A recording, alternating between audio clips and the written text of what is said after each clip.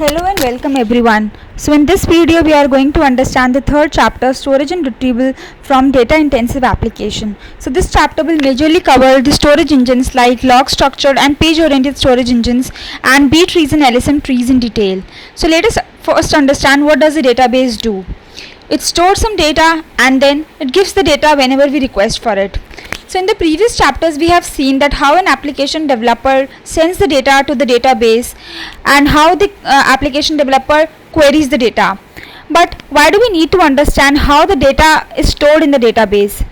Because we need to understand it because whenever we have to tune the storage engines for our workload, for our kind of data we need in the application, we have to have an understanding of storage engines in detail.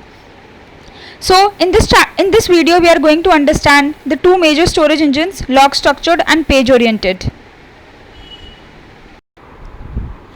Let us take a simple example of a text file as a DB. So text file is simple a log file where we are appending the data at the end of the file. So here dbset and dbget are the two functions which appends the data at the end of the file and which helps to get the data from the file. So if we set 123 John as the data in the file, it appends at the end of the file, then 267 KT, and then when we get 267 as the key, it finds the last occurrence of the 267 which is KT and it returns to us. And then we again set 267. It does not overwrite the data but it just appends at the end of the file, and when we get it again, it searches the entire file and finds the last occurrence of the file. So in this case we can see the data is maintained in a form of key value pair in a CSV format. So in these cases the write queries are quite faster because we are just appending at the end of the file, but the read queries are slower because we have to search the entire data. In case of key where there are multiple occurrences, it has to find out the last occurrence and give back to us. So in a simple log file the read queries can be quite slower, whereas write queries can be quite faster. So to improve the performance of the queries, basically the read queries, we use the indexes. So indexes is additional data structure which is derived from the primary data. It is basically keeping the metadata which helps us to locate the actual data. If we want to search the data into different ways, we require different type of indexes, and it does not affect the content of the database but it just affects the performance of the queries. How? Because we are maintaining additional metadata, that is an additional structure which needs to be updated whenever we update the actual data. So it slows down the write queries and it fastens the read queries, but the correct combination of the index must be there so that it fastens the read queries. Otherwise bad indexes can slow down both the write as well as the read queries. Let's start with the index for key value data. So the simple indexing strategy can be to keep an in-memory hash map which will keep the key and the byte offset for the data pointing to the data in the data file. So this hash map can be used whenever we are inserting a new key to the file or we are updating the same key. So we search for the key in the hash map, find out the byte offset, and then seek that byte offset in the data file and read the value. But we have a problem. Since we are using a log file, so the size of that log file will keep on increasing. So what we can do to solve that problem? So we can break down our log file into multiple segments and then can stop writing to a segment whenever it reaches to a particular size. So then we can use the compaction process to delete the duplicate keys from the segment, because we are assuming that there will be multiple entries of the same key in a segment, and then the compacted segment will be much smaller than the actual segments. So we can use this compaction process to merge multiple segments and create a final merged segment. So if this compaction merging process goes in the background, so whenever we have this read and write query, we can use the old segment to serve those queries, and whenever our merged segment is completed, we can switch to the new segment. So each segment will have its own hash map or hash table which will have a key and byte offset to find the exact location of the key. But we face a lot of problems when we implement this solution in real world, like file format. CSV may not be the best format to use. It might be that binary format is better when we are using the data in an encoded format. And when we want to delete the records, we have to maintain a record which will help to identify that all the previous keys are useless. Third is crash recovery. So whenever our DB restarts, our in-memory hash map gets lost. We can though create our hash map by again reading the segment file, but that would be a costlier operation and would slow down our read and write queries. Fourth is partially written records. So it might happen that our database has crashed and we are in the middle of writing to the log file and we have just partially written the record. So the data might be inconsistent. Fifth one is concurrency control. So since we are writing in an append only log file and there can be multiple read and write requests, so we can introduce multiple reader threads to read the data. So from these problems it seems that our append only log solution is a bad solution, but in general it turns out to be a good solution. Why? Because appending and merging the log file in a sequential manner results faster than the random writes in a case of magnetic spinning hard drive. The second reason is concurrency and crash recovery. Since we are writing in an append only fashion, so the data is immutable, so we don't have to worry about a problem where we are overwriting the data and the data is a part of the old old data and a part of new data, so we avoid that problem. The third reason is merging the old segments avoids the fragmentation. Since we are running the merging and compaction process in parallel at the background, so this will avoid the fragmentation problem.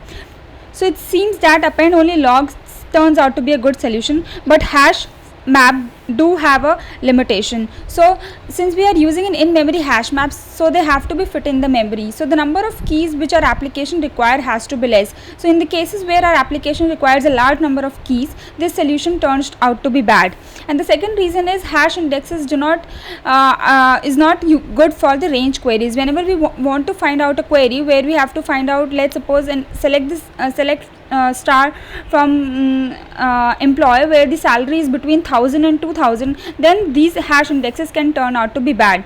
So for overcoming these problems, we have other indexing structures like SS tables, LSM trees, B trees. So now we are going to understand these structures.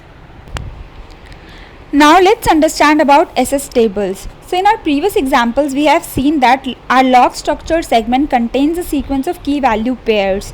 So the data was written in a sequential fashion and the order of the keys was not in a particular manner. So now let's tweak our data. Now let's arrange the sequence of key value pairs in a sorted manner and sorted by keys. So this format is called sorted string table format. Now it's a requirement that our each key has to appear once within the each merge segment. So we have a couple of segments which are in itself sorted. Now we can use the merge sort algorithm to merge these segments into a final merge segment. So if we see by example, our first data segment contains some of the keys which are sorted. The second segment contains some of the other keys which are again sorted. Now we can use the compaction and merging process to create a final segment in which the keys appear once and are in a sorted fashion. So in our log structured segments, we were using the hash index where we were maintaining all the keys in the index. But here we can use a sparse index where we are not maintaining all the keys. So for example, if we have to search the handiwork 2014 in the merge segment, we know that it lies between handbag and handsome. So if we go and search the sparse index, we find the handbag, we go to the location 5800 and then we scan from there and find till we find the handiwork or we do not find it. So since we are scanning our read request over a range of keys, so now we can compress these sequence key value pairs in a compressed block, and then this address of the start of the compressed blocks can be pointed by the sparse index like 5800. So we have seen this SS table, how this works. So now how do we sorted the key? So whenever the write comes in, we are adding a key in the memory balance tree like ABL tree. This in memory tree is called a mem table. So whenever the mem table crosses the threshold, because we are storing it in memory, we can flush it to the disk as an SS table file. So this new SS table file will become the most recent segment file. So whenever we want to serve the read request, we first find key in the mem table, and then the most recent on disk segment, and then the next older segment, and so on. And we will keep on running the merging and compaction process in the back end, where we are combining these segment files and discarding the overwritten or deleted files.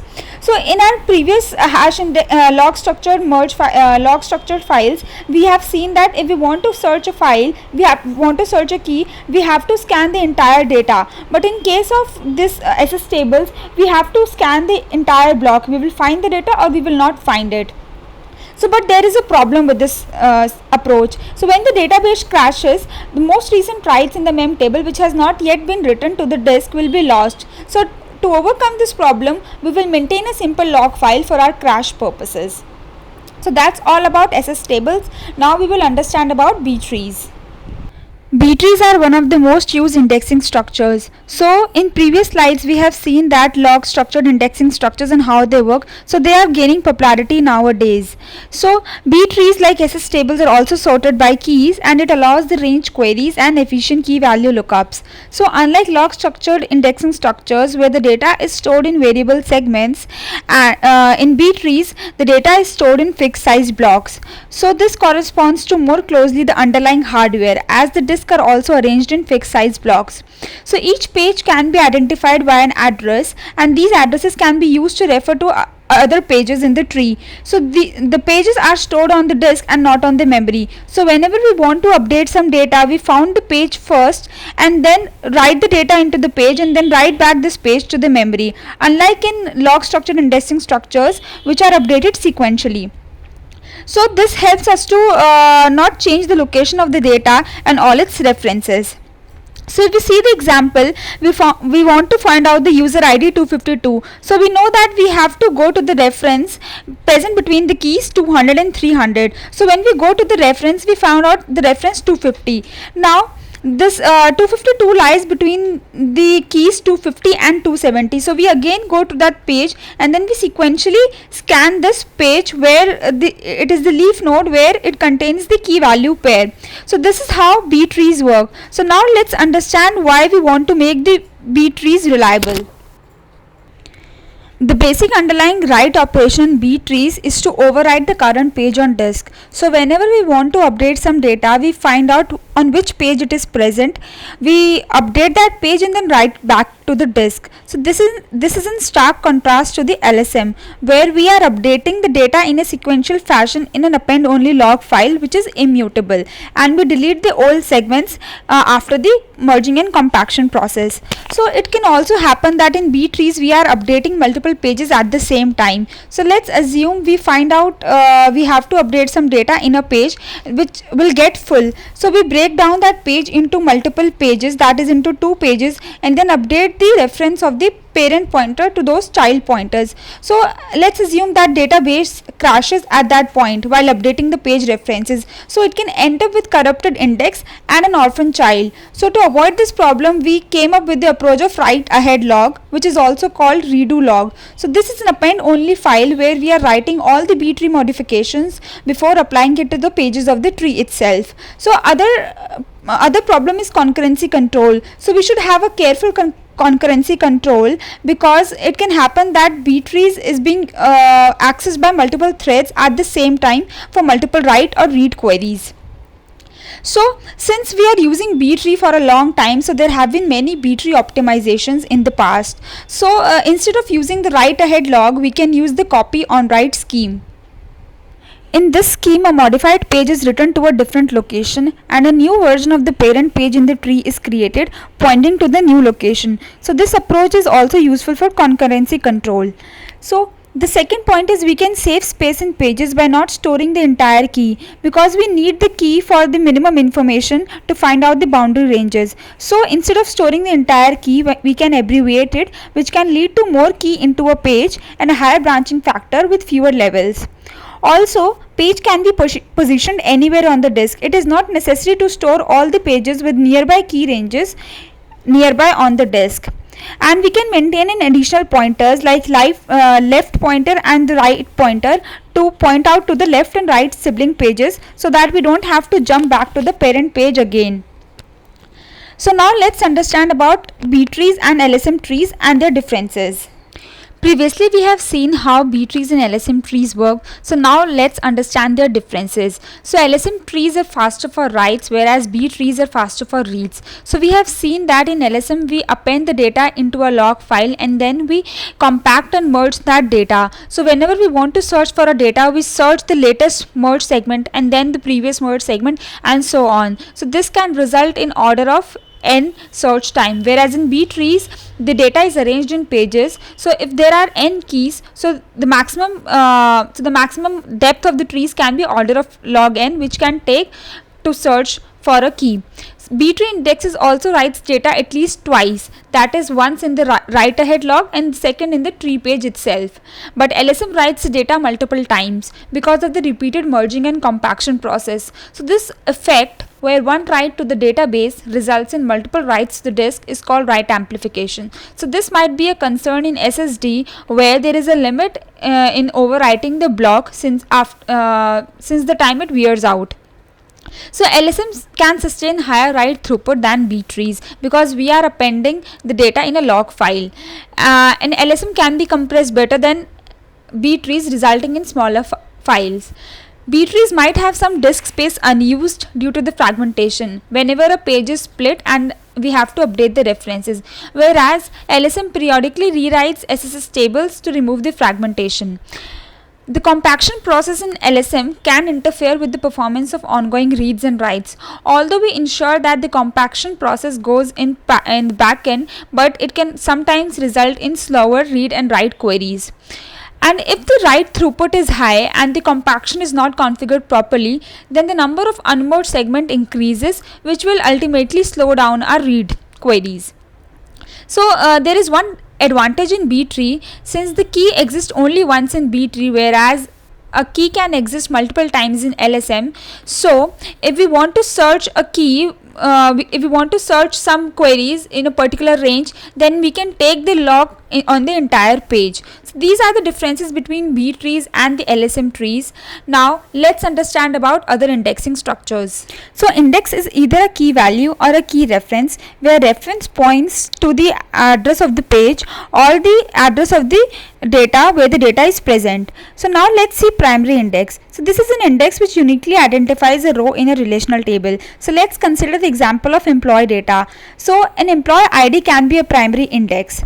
Now if we want to search on some other keys which are not unique, like we want to search on the first name or the last name of an employee, so those keys are not unique since two persons can have the same name. So in that case, to make the read queries faster, we can create a secondary index on the first name or the last name. So secondary indexes are also called non-clustering index since they only store the references to the data within the index. So if we see the diagram, the secondary index points to the primary index, and then primary index actually points to the location of the data where the data is present. Now let's see heap file. So heap file is the file where actually key values are stored. So when we hop from one index to the heap file, there can be performance overheads. So then the leaf nodes actually store the data blocks on the disk, since the data and the index resides together. So this kind of index where the data is physically organized on the disk as per the logical order of the index key is called a clustering index. So primary key is always a clustered index. Now let's see covering index. So whenever there is a compromise between a clustering and a non-clustering index, it is called a covering index. So it means that whenever some part of the data is stored as a part of the index, so that we can fetch the results from the index itself and we don't have to go to the database, then that is a covering index. The next is multi-column index. So whenever we create an index based on multiple columns, we can search our queries using that index. Now let's summarize what we have learned in this video. We have learned about log structured storage engines. We have learned about page oriented storage engines. We have seen examples of SS tables, B trees and LSM, how they work. And we have also seen the differences between B trees and LSM trees. And we have seen other indexing structures which are currently in use in relational and non-relational databases. So that's all about it. Thank you. I hope you liked the content. Please like and subscribe it so that it motivates me to provide the more content. Thank you.